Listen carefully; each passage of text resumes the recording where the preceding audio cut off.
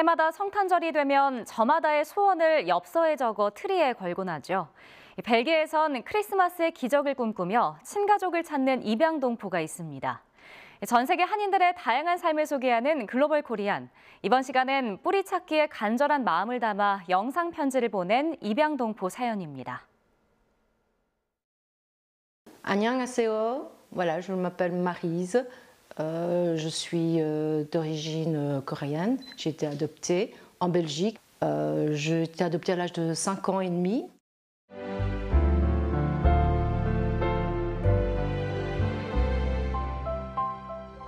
Ça a été plus difficile, oui. Régulièrement, quand j'étais enfant, c'était des mots comme Shintok, Ching Chang Chong, tu as la peau jaune, tu as une face de citron. C'était pas gentil, non, c'était vraiment pas gentil. Les enfants savent vraiment être méchants, ils savent être cruels. Par rapport, mais pourquoi vous me traitez d'étrangère alors que moi je me sens pas étrangère, je suis pas étrangère, j'ai été adoptée, moi j'ai pas demandé à venir en Belgique, on m'a fait venir pour devenir l'enfant d'une famille.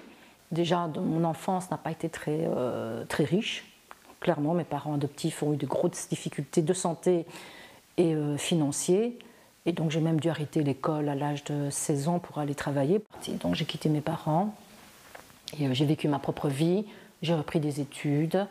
Et là après j'ai fait mes études d'infirmière. Et puis là j'ai travaillé un petit peu en milieu hospitalier, mais pas tant que ça. Parce que moi aussi j'ai eu ma première fille assez tôt, à 22 ans. 42 ans, j'ai repris des études universitaires. Et donc, et là maintenant, j'ai changé de travail depuis maintenant 4 ans. Je suis gestionnaire de portefeuille de projet, donc...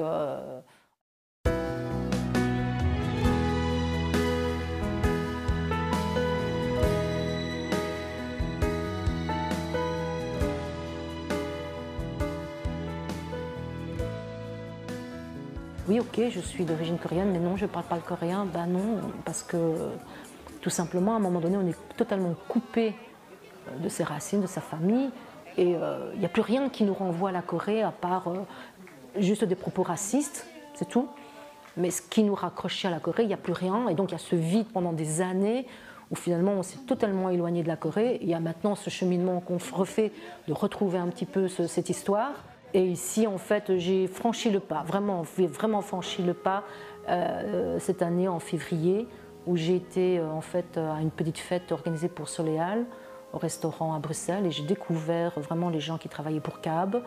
Et au mois de mai, j'ai commencé à m'investir vraiment dans l'association, et maintenant je fais partie du bureau de CAB. Et vous, quelqu'un est venu nous dire, fin de soirée près de moi, il m'a dit merci beaucoup pour ce que vous faites pour cette soirée, c'est magique quoi. Donc de me réintéresser à la Corée et de donner mon temps à cette association-là vient aussi rajouter un poids à cet équilibre-là qui...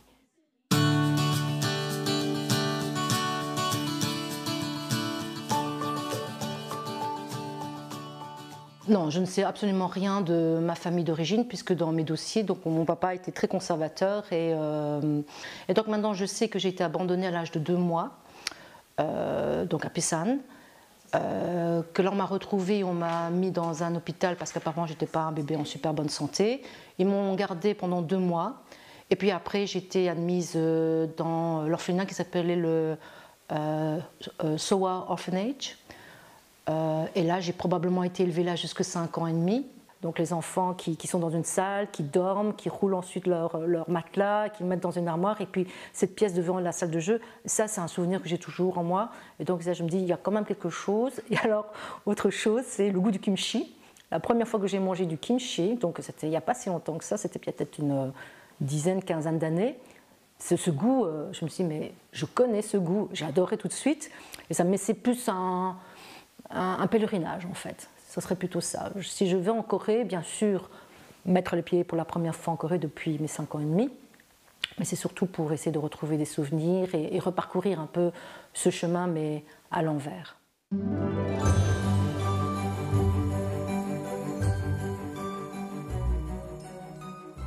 Simplement lui dire, enfin, si elle est encore en vie, voir si elle a un jour parlé de moi à quelqu'un d'autre. Est-ce qu'il y a d'autres personnes qui sont au courant de ma présence, de mon existence, qui auraient peut-être envie de savoir qui je suis, Si c'est le cas, ben, moi je suis ouverte à connaître ces personnes. Il y a peut-être un truc que je veux dire aussi, c'est que j'ai un signe physique très reconnaissable. J'ai une grosse tache de naissance en forme d'espèce de scarabée sur mon genou. Donc voilà, si une dame se rappelle qu'il a eu un bébé comme ça, qui avait cette tache-là et qu'elle ne sait pas ce qu'il est devenu, c'est peut-être moi.